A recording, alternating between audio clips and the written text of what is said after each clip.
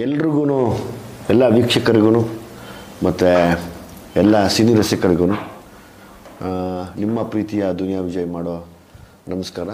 ನನ್ನ ಲೈಫ್ನಲ್ಲಿ ಯಾವಾಗಲೂ ನಾನು ಕಷ್ಟಪಟ್ಟಂಗೆ ಇನ್ನೊಬ್ಬರು ಪಡಬಾರ್ದು, ಸ್ಪೆಷಲಿ ಸಿನಿಮಾ ಅಂತ ಬಂದಾಗ ಅನ್ನೋ ಒಂದು ನಿಟ್ಟಿನಲ್ಲಿ ಯಾವಾಗಲೂ ಹೊಸಬರು ಯಾರೇ ಬರಲಿ ಮತ್ತು ಕಷ್ಟಪಡೋರು ಯಾರೇ ಬರಲಿ ಅವರ ಸಿನಿಮಾಗಳಿಗೆ ನಾನು ಸಪೋರ್ಟ್ ಮಾಡ್ತಾ ಇರ್ತೀನಿ. ಸೊ ನೀವೆಲ್ಲ ಗೊತ್ತಿರೋ ಹಾಗೆ ಸಲಗ ಭೀಮಾ ಆಗ್ಬೋದು, ಹೊಸ ಹೊಸ ಕಲಾವಿದರನ್ನ ತರೋಕ್ಕೆ ಪ್ರಯತ್ನ ಪಡ್ತಾ ಇರ್ತೀನಿ.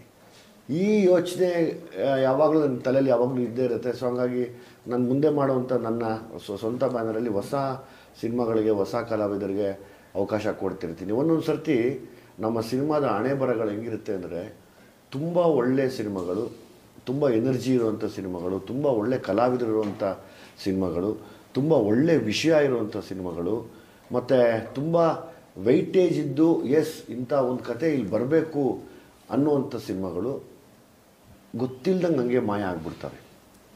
ಆ ಥರ ಒಳ್ಳೆ ಕತೆ ಇಟ್ಕೊಂಡು ಒಂದು ಮನುಷ್ಯನ ವ್ಯಾಲ್ಯೂಗಳ ಮಧ್ಯೆ ನಡೆಯುವಂಥ ಒಂದು ಸಾಮಾಜಿಕ ಸ್ಟೋರಿ ಅಂತಲೂ ಹೇಳ್ಬೋದು. ಮತ್ತು ಒಂದು ಎಲ್ಲದಕ್ಕಿಂತ ಹೆಚ್ಚಾಗಿ ಮನಸ್ಸಿಗೆ ತುಂಬ ಹತ್ರ ಆಗುವಂಥ ಕತೆ ಅಂದರೆ ಈ ಪ್ರಪಂಚ ಇರೋವರೆಗೂ ಇವೆಲ್ಲವೂ ನಡೀತಾನೆ ಇರುತ್ತೆ. ಈ ಪ್ರಪಂಚ ಎಲ್ಲಿ ಸೂರ್ಯ ಚಂದ್ರ ಎಲ್ಲಿವರೆಗೂ ಇರ್ತಾನೋ ಅಲ್ಲಿವರೆಗೂ ಈ ಕಥೆಗಳು ನಡೀತಾ ಇರುತ್ತೆ. ಅಂಥ ಒಂದು ವಿಶೇಷವಾದ ಕಥೆನೇ ನಮ್ಮ ಲವ್ ರೆಡ್ಡಿ ಸಿನಿಮಾ.